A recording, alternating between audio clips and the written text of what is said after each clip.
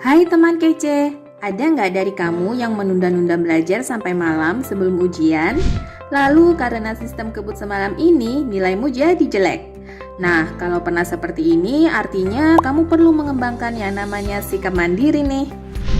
Pelajar mandiri adalah pelajar yang bertanggung jawab atas usaha dan hasil belajarnya sendiri.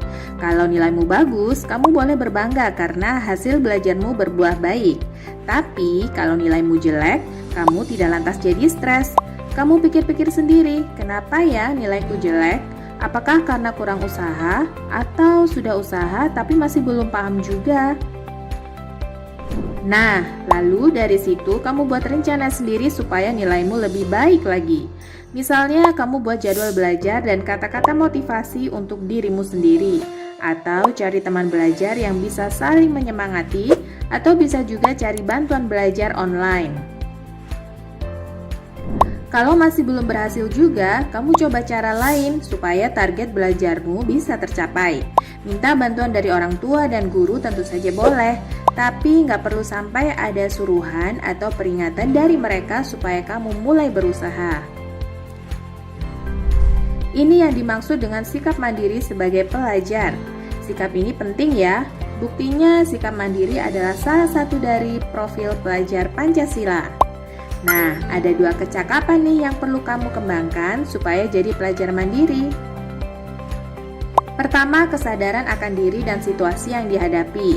Di sini maksudnya, kamu sudah memikirkan cita-cita kamu sendiri dan kamu sadari apa yang perlu kamu lakukan supaya cita-citamu itu tercapai.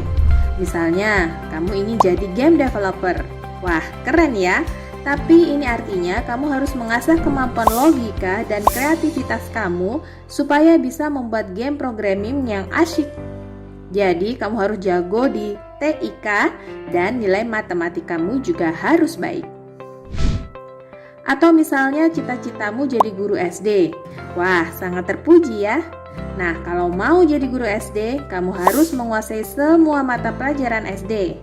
Lalu kamu juga harus pandai menjelaskan materi pelajaran. Dengan tahu hal-hal ini, kegiatan belajarmu jadi berarti karena kamu sadar kalau usahamu itu ada tujuannya. Kedua, regulasi diri. Setelah kamu tahu cita-citamu dan apa yang perlu kamu kuasai, kamu perlu bisa mengatur diri agar selalu berada di jalur yang benar. Ini artinya kamu punya kebiasaan membuat rencana belajar, melaksanakannya, dan meninjau ulang hasil belajarmu. Lalu kalau kamu mengalami kegagalan atau ada perubahan di diri kamu atau keluargamu, maka kamu tetap tenang. Kamu sesuaikan lagi rencanamu sesuai dengan keadaan saat itu. Kamu selalu memandang ke depan dan punya keyakinan diri kalau usahamu pasti akan membuahkan hasil yang baik pada akhirnya. Lalu gimana ya supaya bisa memiliki sikap mandiri seperti itu? Ada 5 cara nih. Pertama, punyai cita-cita dan keyakinan diri untuk berusaha mencapainya. Kedua, buat jadwal dan rencana belajarmu sendiri secara rutin. Ketiga, usaha sendiri dulu sebelum minta tolong orang lain.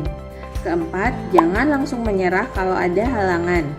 Kelima, cari cara baru kalau cara belajar yang sekarang kurang menghasilkan.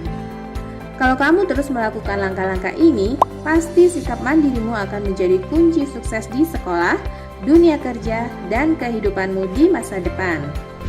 Sekarang, aku mau tanya nih, kamu masih disuruh-suruh orang tua buat belajar nggak nih? Jawab ya di kolom komentar. Kejar cita, kejar ilmu, raih cita.